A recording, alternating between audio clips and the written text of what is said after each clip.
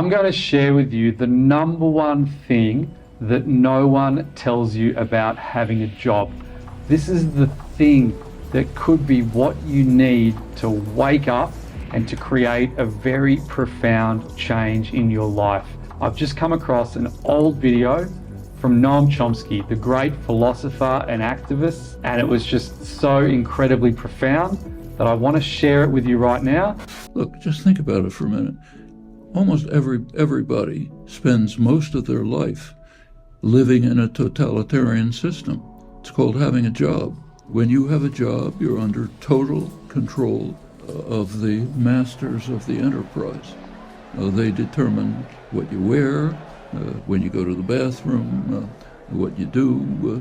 The very idea of a wage contract is selling yourself into servitude. These are private governments. They're more totalitarian than governments are. It's mind-blowing to think about the jobs that we have working for companies can be compared with living under totalitarian conditions. I know many people watching this are going to think, well, if I've got a job, I've always got the freedom to quit my job and to go and work somewhere else.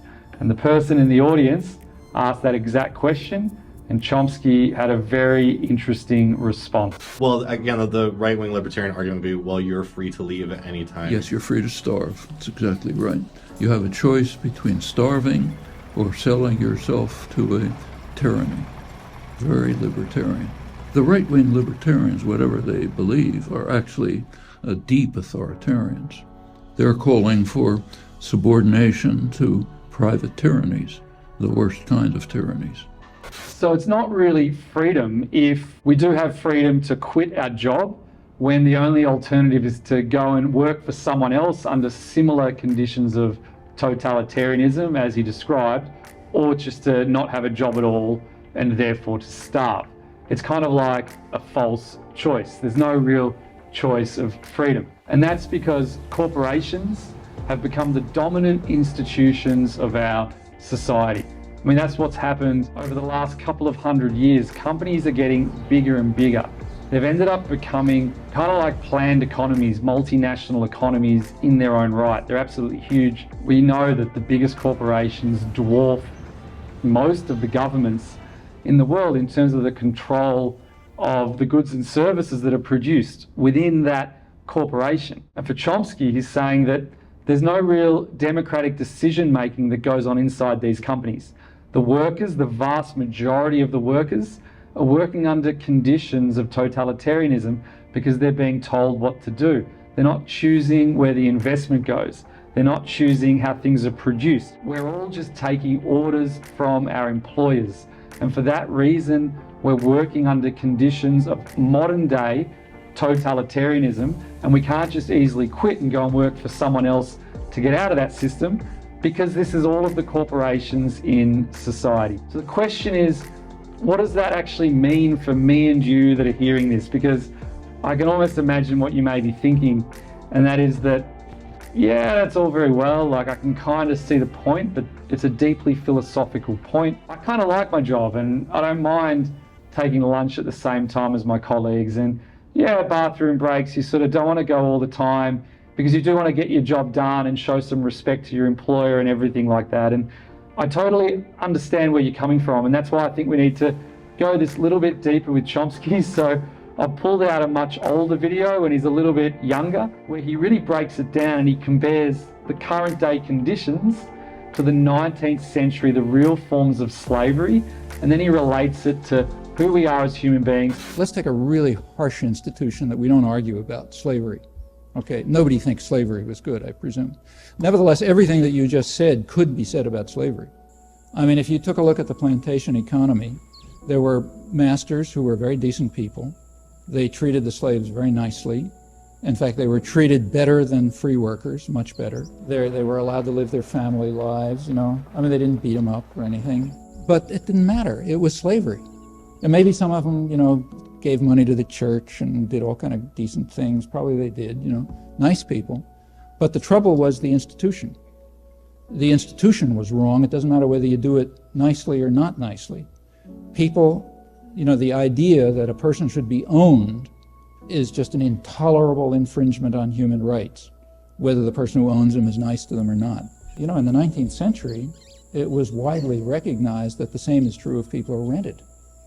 It's an intolerable infringement on people's rights, even if the guy who rents you is nice to you. The question is whether decisions over investment, production, distribution, what happens on the shop floor, conditions of work, all that kind of stuff, whether those decisions should be out of public control.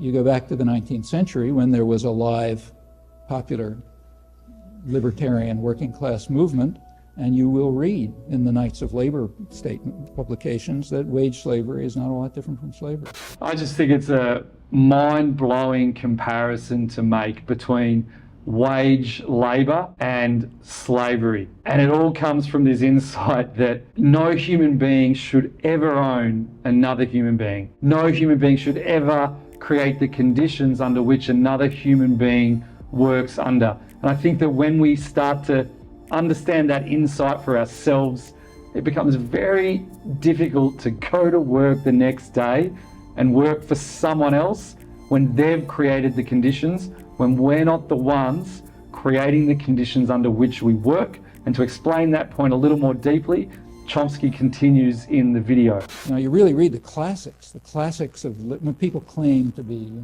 classical liberals and so on, but you go back and read the stuff, like, say, Wilhelm von Humboldt, who was the inspiration of John Stuart Mill. He says the leading principle of his, the great classical liberal, the origin of the whole business.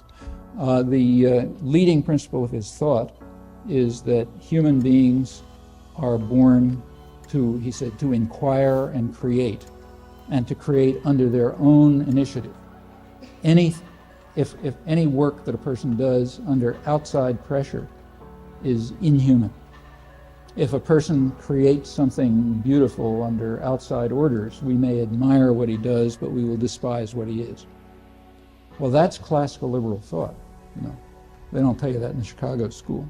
But that's classical any more than they tell you what Adam Smith really said, which is very different from what's claimed. That's classical liberal thought, and it's because it was driven by concepts of human rights and human dignities which are seriously infringed by the structure of business operations, even if the guys who run it are nice guys. You can't be a nice guy in certain positions because the institution is not nice.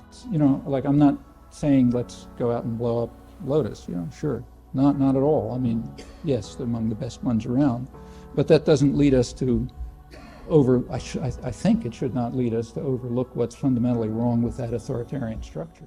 This is what's so relevant to all of us watching this now. If we're in a situation where we're working for someone else, we need to take Noam Chomsky's message, which is that as human beings, we're born with the desire to inquire and to create. And we need to recognize that the dominant institutions of our society have become the transnational corporations.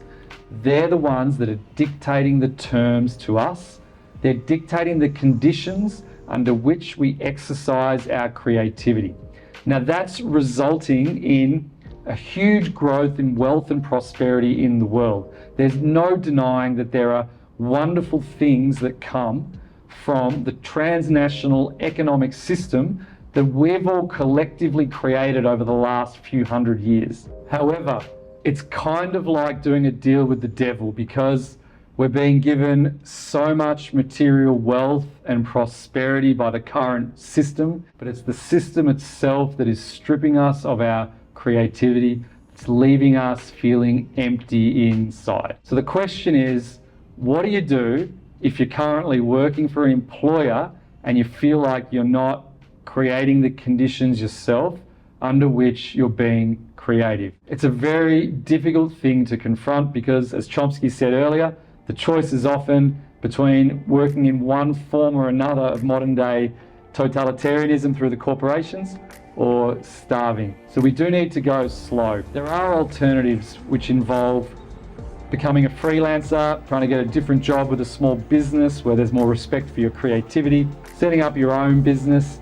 There's all of these different pathways available to us, but it's very important that we slow down and that we build up our expertise in something so that we've got a really strong knowledge base behind us, really strong expertise, through which we can successfully navigate these pathways before us. And I know that if you're unsure of what that next step is, many people need to figure out what direction they want to go. So I've got another video recorded from last year about what to do when you feel like you're stuck in a rut, how to figure out what it truly is that you should do. So check that out now.